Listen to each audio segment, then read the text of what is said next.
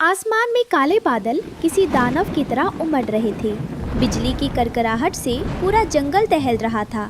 रानो चिड़िया अपने नन्हे बच्चों गुड़िया और कुकू के साथ घोंसले में सिमटी हुई थी। टुन्नू चिड़ा बाहर से सूखे पत्ते लाने की नाकाम कोशिश कर रहा था। रानो, बच्चों को संभालो, ये हवा बहुत तेज है, हमारा घोंसला टिक नहीं पाएगा। जी, आप अंदर आ जाइए। कुकू बहुत डर रहा है। हे भगवान, ये कैसी प्रलय है। तभी एक जोरदार धमाका हुआ। पास के पेड़ की टहनी टूट कर गिरी और रानो का तिनकों से बना छोटा सा आशियाना बिखर गया। चारों पक्षी भीगते हुए जमीन पर आ गिरे। भीगते और कांपते हुए रानो का परिवार आश्रय की तलाश में कालू कौवे के बड़े और पक्के घोंसले के पास पहुंचा। कालू और उसकी पत्नी गौरी अपनी बालकनी में बैठकर बारिश का मजा ले रही थी। कालू भाई, गौरी बहन, दरवाज़ा खोलिए, मेरे बच्चे ठंड से मर जाएंगे, हमारा घर उजड़ गया है। अरे देखो कालू, भिखारी आए हैं। रानो, हमने तुमसे कितनी बार कहा था कि मिट्टी और तिनकों का घर मत बनाओ, पर तुम्हारी गरीबी तुम्हें तहीका नहीं छोड़ती। चलो चलो, यहाँ से आगे बढ़ो।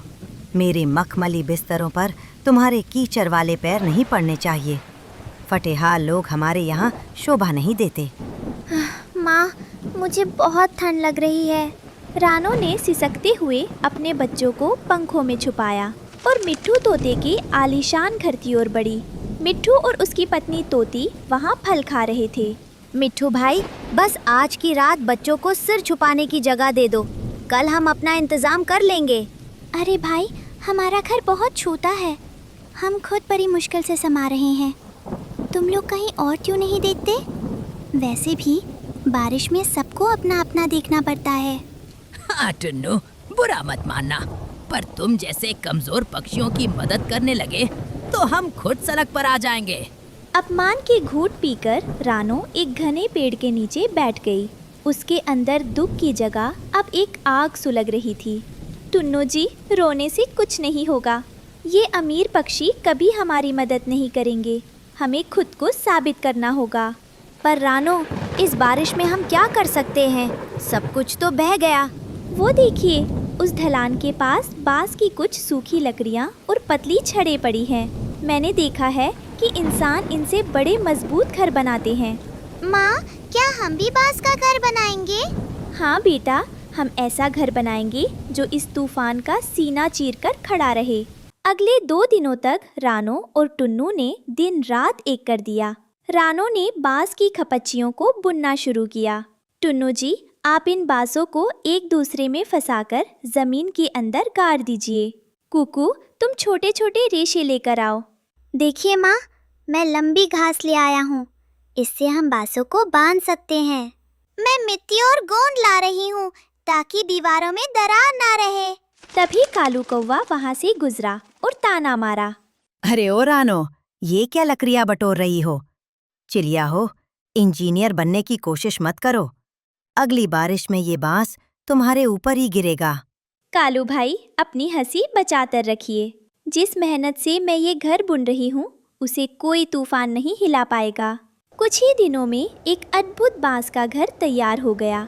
वो दिखने में सुंदर और संरचना में बेहद मजबूत था। रानो ने उसे फूलों और लताओं से सजाया था। शाम को फिर से तेज हवाएं चलने लगी। पूरा जंगल हिल रहा था। कालू कौवे का घोंसला डगमगाने लगा और मिट्ठू तोते के घर की छत उड़ गई।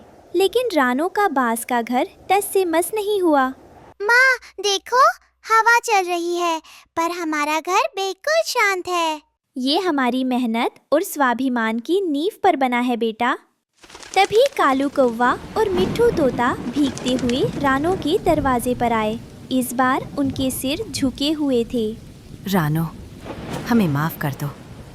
हमने तुम्हारी गरीबी का मजाक उड़ाया, पर आज तुम्हारी हिम्मत ने हमें शर्मिंदा कर दिया। क्या हम थोड़ी देर यहाँ रुक सकते हैं? हमारा सब कुछ तबाह हो गया। जरूर आइए, हम आप जैसे नहीं हैं। मेरा घर छोटा है पर दिल नहीं। बारिश थम चुकी थी, लेकिन जंगल की हालत खस्ता थी। हर तरफ टूटे हुए घोंसले और बेघर पक्षी थे।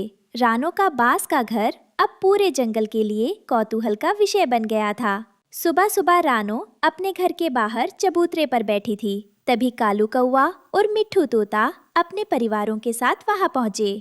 रानो बहन, रात को जो तुमने हमें पनाह दी उसके लिए शुक्रिया, पर अब हम कहाँ जाएंगे? हमारा पुराना घोंसला तो मिट्टी में मिल गया। सच तो ये है रानो, हमें समझ आ गया है कि सिर्फ दिखावे के बड़े घर काम नहीं आते। क्या तुम हमें भी ऐसा घर बनाना सिखा सकती हो?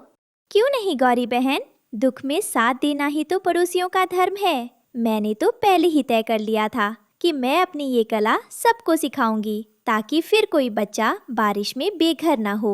रानो ने जंगल के बीचों बीच एक पुरानी बरगद की जड़ के पास सभा बुलाई। वहाँ गौरैया, बुलबुल, कबूतर और यहाँ तक कि अहंकारी तोते भी जमा थे। साथियों, ध्यान से देखो, घर सब बुना जाता है। टुन्नू जी, जरा वो मजबूत बांस इधर लाइए। ये लीजिए रानो, मैंने जंगल के पूर्वी हिस्से से सबसे लचीले और मजबूत बांस छांटे हैं। पर रानो, हम तोते तो बस टहनियों पर रहना जानते हैं। क्या हमारी चोंच इन सख्त बांसों को मोड़ पाएगी? मिट्ठू भाई, ताकत चोंच में नहीं, तकनीक में है। देखिए कैसे इन बांसों को पतली लताओं से क्रिस क्रॉस तरीके से बांधना है। कुकू, तुम डेमो दिखाओ। अंकल, पहले एक सीधा बांस, फिर एक आरा। इससे एक मजबूत जाल बन जाता है, जिसे तेज हवा भी नहीं फाड़ सकती। पूरा दिन रानो निर्देश देती रही। जो पक्षी पहले एक दूसरे से बात करना अपनी शान के खिलाफ समझते थे, आज कंधे से कंधा मिलाकर बाज ढो रहे थे। रानो, देखो मैंने ये कोना सही से बांधा है ना? बहुत बढ़िया गौरी बहन, बस इसमें थोड़ी सी गीली मिट्टी और घास का लेप लगा दो तो ये पत्थर जैसा पक्का हो जाएगा। पापा देखिए, तोती चाची तो बहुत सुंदर नक्काशी कर रही है बांसों पर। ये सब रानो की बदौलत है। उसने हमें सिखाया कि मेहनत में कितनी खुशी है। हफ्तों की मेहनत के बाद जंगल का नजारा बदल गया था। अब पेड़ों पर केवल तिनकों के ढेर नहीं, बल्कि सुंदर और मजबूत बांस के बंगले लटके हुए थे। एक शाम जब ठंडी हवा चल रही थी, कालू कौवे ने अपने नए घर के उद्घाटन पर सबको दावत दी। आज मैं घोषणा करता हूँ कि रानो चिड़िया सिर्फ एक पक्षी नहीं, हमारे जंगल की वास्तुकार है। रानो, तुमने हमें सिर्फ घर बनाना नहीं सिखाया, बल्कि साथ मिलकर रहना सिखाया। कालू भाई, विपत्ति आती ही इसलिए है ताकि हमें अपनी असली ताकत का एहसास हो सके। जब तक हम साथ हैं और हमारे पास मेहनत का हुनर है, कोई भी तूफान हमें बेघर नहीं कर सकता। और अब हमारा जंगल बांस वाला जंगल कहलाएगा। सभी पक्षी चहचहाने लगे। रानो ने आसमान की ओर देखा। बादल अब भी थे, लेकिन अब किसी की आंखों में डर नहीं था, क्योंकि अब सबके पास हुनर की छत थी।